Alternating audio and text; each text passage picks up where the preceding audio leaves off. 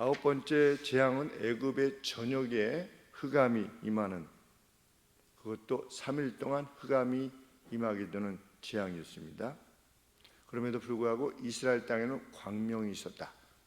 그러니까 그 어떤 분명한 차이를 하나님께서 보여주심으로 이 일이 나 여호와라고 하는 신으로부터 온 것이다라고 하는 것을 분명히 하셨습니다. 바로에게 돌아올 수 있는 기회를 계속 주신 겁니다. 흑암 역시 뭐 그렇게 크게 괴로우면 되겠지만 뭐 누가 죽는다든지 이렇게 되지 않는, 그래서 하나님께서는 거의 마지막 순간까지 들에서 우박을 내리실 때에도 우박 들에서 내릴 테니까, 그렇게 하면 애굽의 신하 일부가 그 말을 듣고 자기들의 소유의 그 가축들을 안으로 들였던 것처럼 하나님께서는 첫 번째부터 아홉 번째까지 사람의 해가 되지 않는 방식으로 하나님의 어떠하심을 드러내신 겁니다. 참 구약에 나타난 하나님의 사랑, 이방 백성이라고 그냥 뭐 니네들은 죽어도 돼 이렇게 하시지 않고 마지막 순간까지 기회를 허락해 주신 것입니다. 그리고 그 차이를 분명히 하셨습니다. 이스라엘 백성들이 있는 곳에는 뭐 내리지 않더라 이렇게, 그리고 내일 이렇게 될 거다 그러면 내일 되고 3일간 그렇게 될 거다 그러면 3일간 되고, 이러한 방식으로 하나님이 어떠하심을 분명히 드러내신데도 불구하고 바로가 응하지 않으려 한 것입니다. 그런데 아홉 번째 기적이 있은 후에 모세의 태도가 조금 더 바뀝니다. 점점 더 확인이 되어 가니까 그랬나 봅니다. 좀 더 담대한 언급을 행합니다. 우리가 이제 가축들까지도 하나도 남겨두지 않고 다 데리고 나가겠소, 이렇게 말할 정도로 놓고 가라 그랬더니 가축들을 데리고 가서 그 중에 어떤 가축을 잡아서 우리 신에게 드려야 될지 모르기 때문에 우린 데리고 나가야 되겠다, 이렇게 말할 정도로 좀 더 담대한 제안을 하게 되는 겁니다. 그랬더니 물러서는 것 같았던 바로가 다시 마음을 닫았다. 근데 마음을 자기가 닫은 것이 아니라 어떤 표현을 쓰는 것입니까? 27절에 10장 27절에 보시면 여호와께서 바로의 마음을 강팍케 하셨으므로 단단하게 되었다는 겁니다. 그런데 제가 발음을 제대로 하는지 잘 모르겠지만 judicial hardening이다. harden, 우리 어렸을 때 hard 이렇게 하지 않습니까? 딱딱하다고. 그러니까 hardening, 단단해지는 것입니다. judicial, 그냥 심판에 단단합니다. 그러니까 이 바로의 마음이 하나님께서 이렇게 계속해서 보여주셨음에도 불구하고 그것을 의도적으로 그것을 막아서고자 할 때는 하나님께서 어떻게 하신다? 어떤 심판의 할드닝, 심판적인 마음의 강팍함을 주신다는 겁니다. 바로만 그랬던 것이 아니라 누가 그랬냐면 에서가 그랬던 겁니다. 에서가 회개할 기회를 얻지 못했습니다. 그러니까 참 어려운 부분입니다. 에서가 회개할 기회가 없었습니까? 얼마든지 있었습니다. 그런데 회개하지 못했습니다.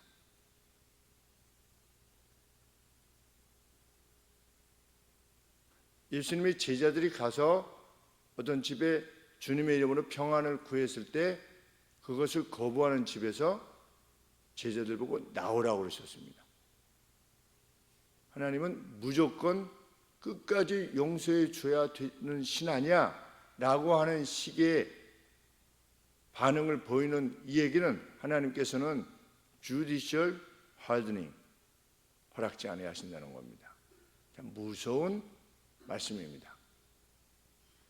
마지막까지 하나님이 기회를 주신다 라고 하는 것은 어렸을 때 제가 전도했던 청년이 말했듯이 나는 죽을 때 바로 죽기 전에 나는 예수님 믿습니다. 난 그렇게 죽을 거야 라고 했던 어떤 청년처럼 그런 마음을 지닌 이에게는 회개할 기회를 주시지 않는다는 겁니다.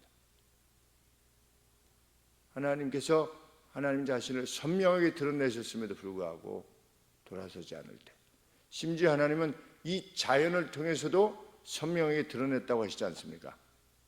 조금만 생각해 보면 이 천지 만물의 조화라고 하는 것이 얼마나 놀라운 것인가에 대해서 신적 설계, 지적 능력을 지닌 그 어떤 존재의 지적 설계를 얼마든지 알 수 있다.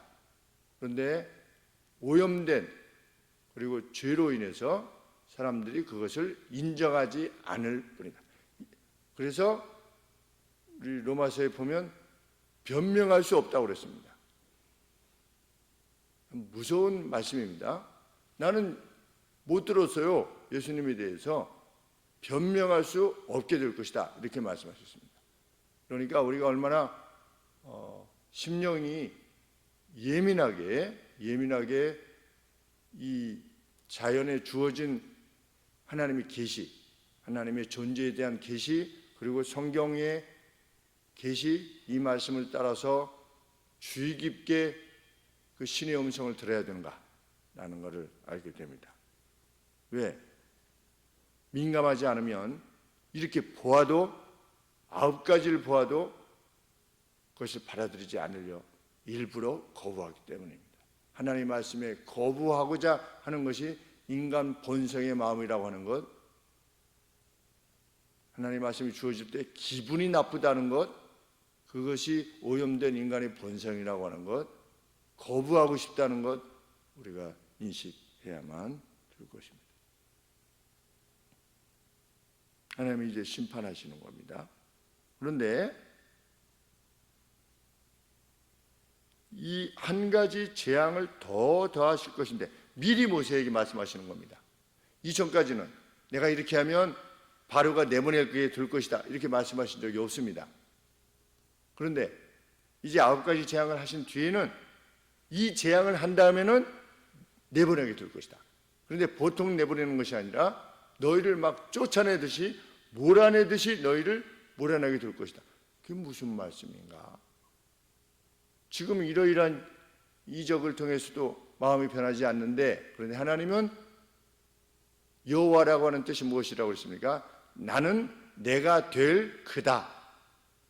나는 내가 뜻하는 바 그대로가 될 그 존재다.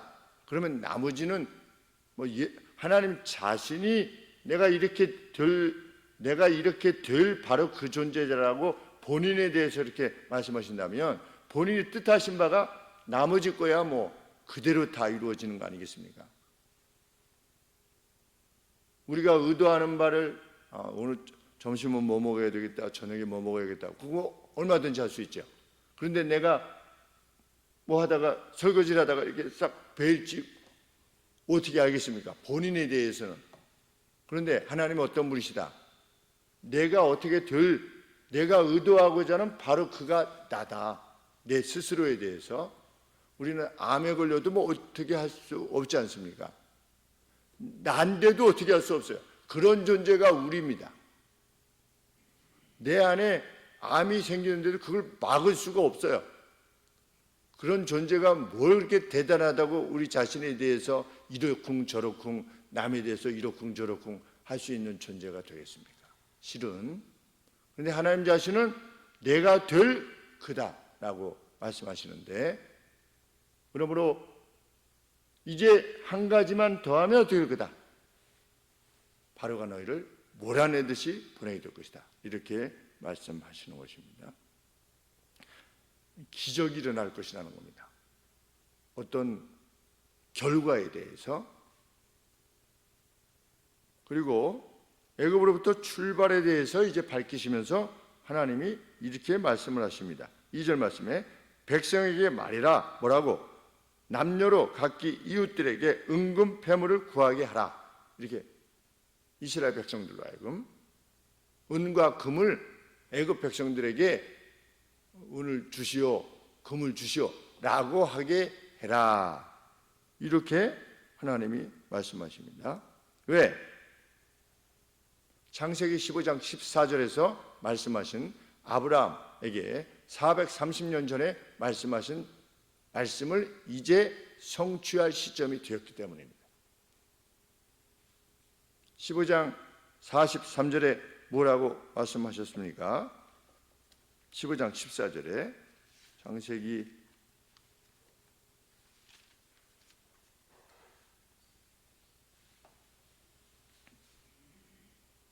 13절부터 제가 봉독합니다. 창세기 15장 13절에 여호와께서 아브라함에게 이르시되 너는 분명히 알라 내 자손이 이방에서 계기되어 그들을 섬기겠고 그들은 400년 동안 내 자손을 괴롭게 할 것이니 그 섬기는 나라를 내가 징계하며 치리할지니 그 후에 내 자손이 큰 재물을 이끌고 나오게 될 것이다. 이렇게 하나님이 아브라함에게 430년 전에 말씀하신 겁니다. 그 약속을 이제 성취할 때가 왔다는 것입니다.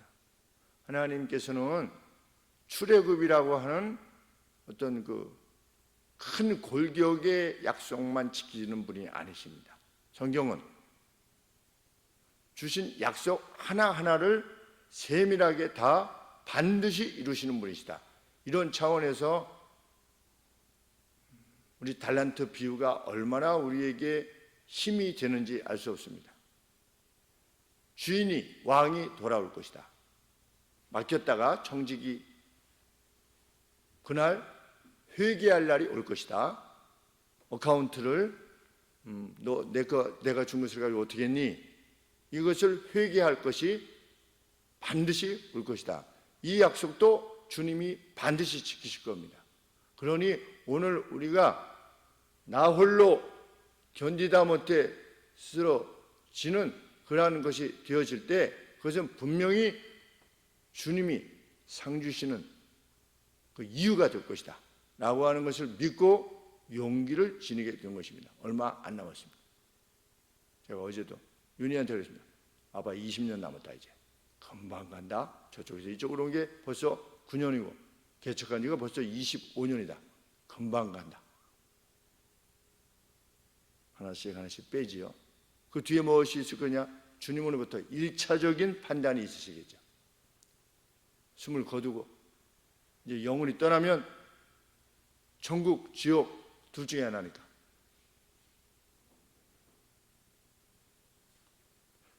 많은 재물을 가지고 나오게 될 것이다. 이방에 객이 되어서 400년 동안 괴로움을 당했지 않습니까?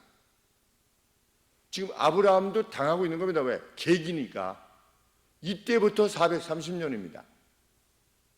나중에 애굽에 들어가서 430년 동안 있었다는 것이 아니고 이때로부터 따져서 430년입니다.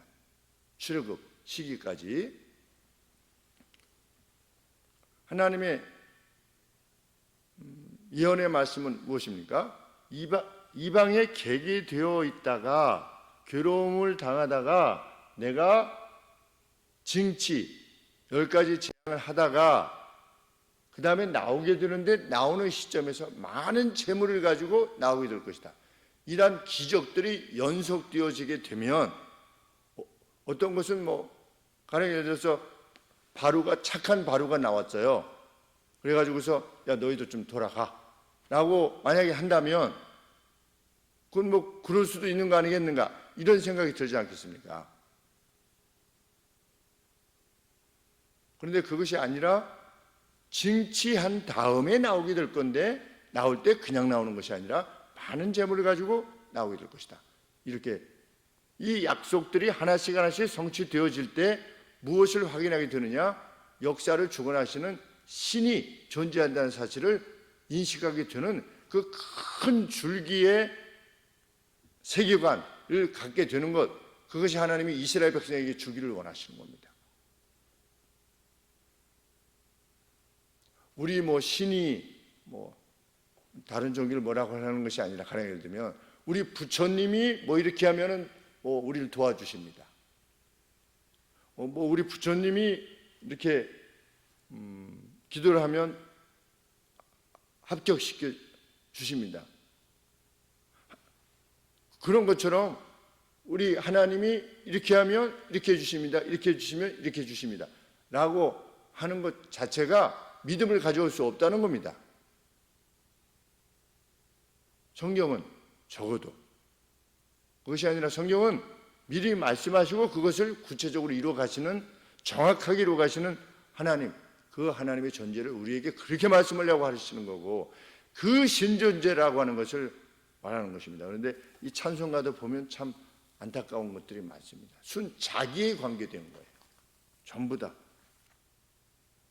이 눈에 아무 증거 안 보여. 하나님이 어떠시다. 그래서 이게 하나님께 대한 영광송, 이 한 70장 이 앞에가 정말 성경이 말하는 찬송이라 할 것입니다. 나 외로울 때 주님이 어떻게 하셨네. 대부분 뭡니까? 그 주제가 나한테 어떻게 하시는 하나님이 아니지 않습니까? 성경에 보면 하나님을 격을 이렇게 낮추는 겁니다.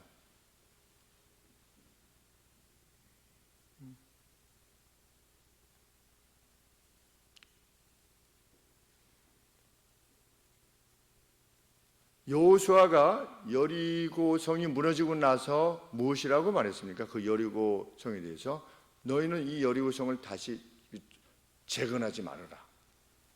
만약에 재건하려고 하면 기초를 넣을 때 첫째가 죽고 문인가 세울 때 막내가 죽을 것이다. 이렇게 말씀을 했습니다. 아주 경고했죠. 그래서 오랜 세월 동안 그렇게 갔습니다. 그러다가 누가 세우려고 하지 않았습니까? 그런데 정말 그렇게 죽었다고 성경에 기록하고 있습니다. 여호수아서 6장 26절에 그렇게 말씀하셨는데 열왕기하 16장 34절에 그러니까 이 세대를 몇십 세대를 건너뛰어서도 하나님이 이거 다시 하려고 하면 너희들이 이렇게 될 것이다 라고 했을 때 그 약속들을 구체적으로 이루어 가시는 하나님, 그 하나님이 우리의 이 가슴에 새겨져야만 하는 겁니다. 그게 아니라 무슨 삼박자 축복이니 이렇게 해가지고서 어떻게 되면 이렇게 복받고 이러다가 내가 원하는 방식으로 안 오면 어떻게 되는 겁니까? 제가 만났던 한 서너 분 가정처럼 그냥 교회를 떠나는 겁니다. 왜? 그냥 부처님처럼 무슨 복 주고 이런 정도로 무슨 알라처럼 이게 무슨 복 주고 하는 신으로 예수님을 알고 있다가 그 기초가 아주 그냥 모래성인 거죠. 성경이 말하고 있지 않은. 그런데 정말 하나님의 어떠하심에 대해서 우리가 감히 알 수 없는데 욥과 같은 상황이 되면 그냥 떠나버리는 겁니다. 목사의 책임이지요. 실은.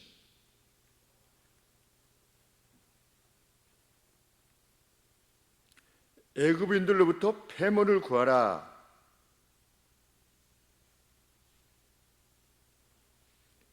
그러면 그들이 어떻게 하겠다? 그들이 억지로 주는 것이 아닙니다. 11장 3절 말씀에 여호와께서 그 백성으로 애굽 사람의 은혜를 받게 하셨다. 이런 기적이 있게 될 거라는 겁니다. 10가지 재앙이 임했어요. 이제 마지막 재앙이라는 표현을 제가 사용하지 않는데 10번째 것은 재앙이죠. 기적이면서도 재앙이죠. 9번째까지는 재앙이라고 말할 수 없죠. 그래서 10가지 재앙이라고 하는 표현은 온당치 않습니다. 10번째는 분명히 재앙입니다. 그러면 그 뒤로 지금 어떻게 된 겁니까? 온 집에 첫째가 죽은 겁니다. 첫째가 죽었는데 이스라엘 백성들이 애굽 사람들한테 너희의 은, 금, 귀걸이 이런 거를 우리에게 다오라고 했을 때 우리 같으면 주겠습니까?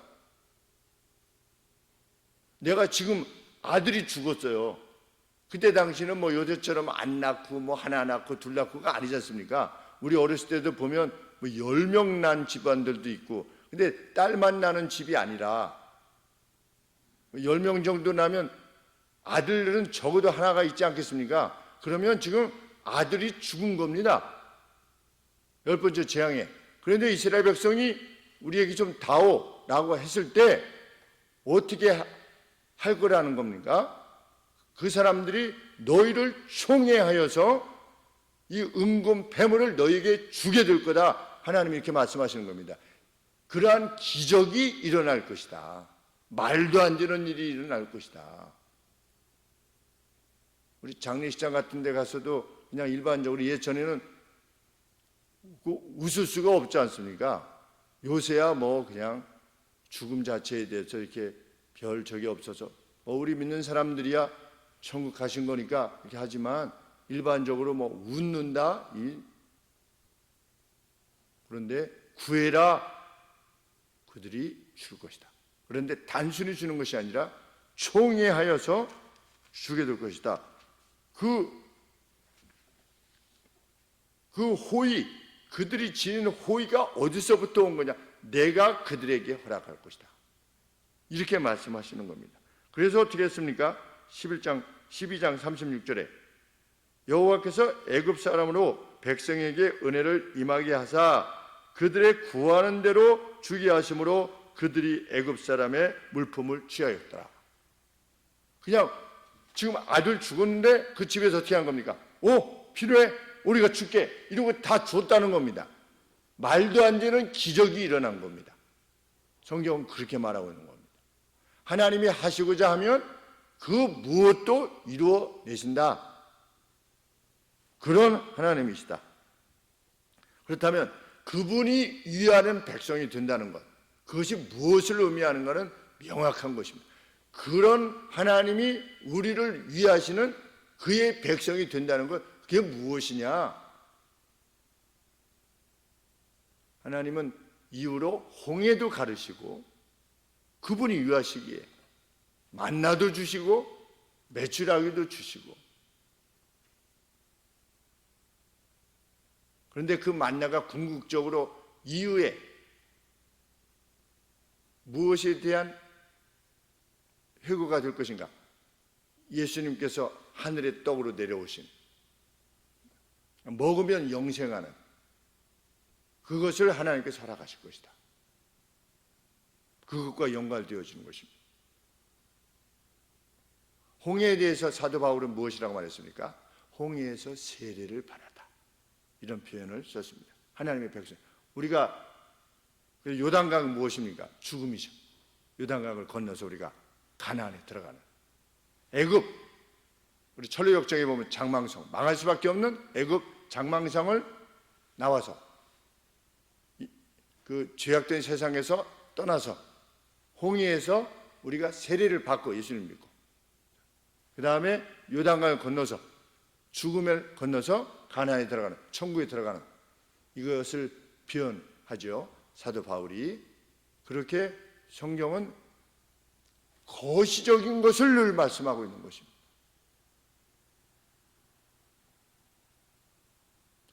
그러므로 하나님의 백성은 내일을 두려워하지 않습니다. 정말 내일 역시 하나님의 그 청사진 안에 있다는 것을 확신하기 때문입니다. 앞서 애굽에 들어가기 전에 요셉은 그것을 믿은 겁니다. 아브라함이 믿었고 하나님의 약속을, 마지막 그 아브라함의 자손 가운데 세상을 구원할 메시아가 올 것이라고 하는 것을 말씀하셨을 때 아브라함이 믿었고 이삭이 믿었고 야곱이 믿었고, 애굽으로 이제 들어가는 아브라함에게 주신 이방의 계기 되어서 400년간 섬길 것이다 라고 할 때 이 요셉이 애굽에 들어가면서도 믿었죠.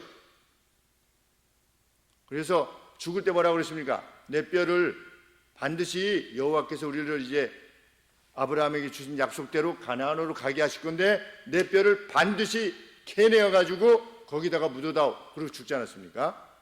요셉이 그랬습니다. 그리고 이후로 쭉 지내다가, 쭉 애굽에서 지내다가 요게벳, 요셉의 엄마, 모세의 엄마, 모세의 엄마도 요셉과 같은 믿음을 가지고 있었던 겁니다. 요게벳이. 아빠도. 그리고 이 약속을 믿었고 모세에게 전달했을 때 모세가 자기가 히브리인을 알았고 아브라함이 주신 약속을 자기 엄마한테 배운 거죠. 듣고. 그래서 지금 때가 이 정도 됐으니까 400년은 이제 내가 일어나면 이스라엘 백성들이 이제 일어나 가지고 우리가 출애굽을 하게 되겠구나. 왜? 거의 400년이 됐으니까 라고 했는데 하나님께서 그때는 허락지 아니하신 것입니다. 그래서 이제 모세가 80살 될 때 나오게 되었죠. 나온 지금 상황이 아니겠습니까?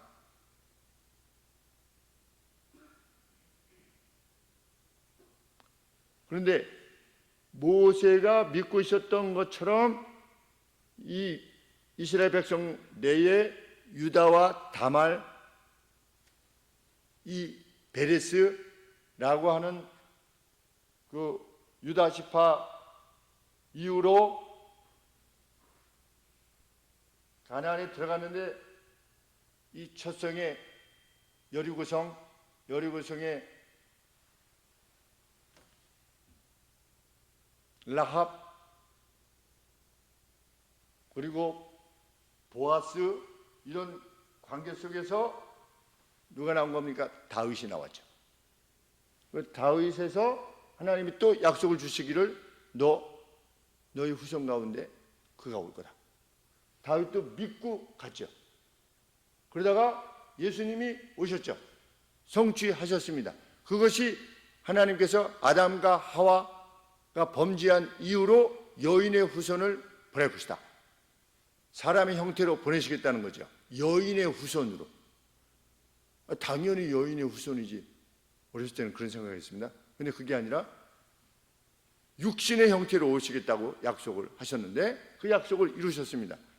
그러면 그 약속을 대로 오신 그분이 어떻게 말씀하시고 가는 겁니까? 내가 세상 끝날 너희를 다시금 부활시킬 거고 영생으로 너희를 이끌 것이다. 우리는 여기 시기에 살고 있지 않습니까? 이 긴 역사관을 가지고 오늘 우리는 사는 겁니다. 길게 남아도 20년, 30년 남았습니다. 그 약속이 실현되는 것을 보기 위해서는 얼마 안 남았습니다. 20년, 30년밖에 안 남은 겁니다. 실로 주의 재림과 부활과 영생을 우리는 믿습니다. 앞선 세대 이후에 대해서도 우리 하나님은 이루실 것이고 영광을 받으실 것입니다. 그러한 세계관 지닌 채 항상의 기쁨과 감사로 주께서 원하시는 서로 사랑하라 라고 하는 계명만을 위해서 오늘 우리를 내 날들을 살아내는 우리가 되기를 소원합니다. 기도하겠습니다. 빈틈없이 하나님의 약속을 지키시는 하나님, 모든 약속들을 저희들 하나씩 가슴에 새기고 그 약속의 그 질서에 합한 삶을 오늘 여기서 살게 하옵소서. 예수님의 이름으로 기도합나이다. 아멘.